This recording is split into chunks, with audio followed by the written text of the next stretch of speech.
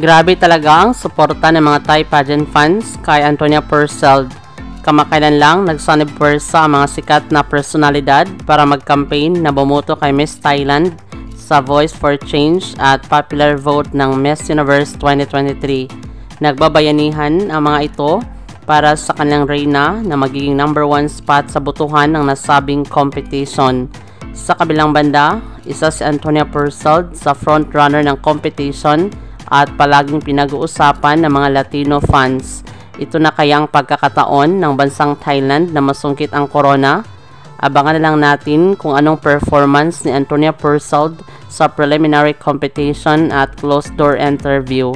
Maraming salamat sa panonood. Para maging updated ka, huwag kalimutang mag-subscribe.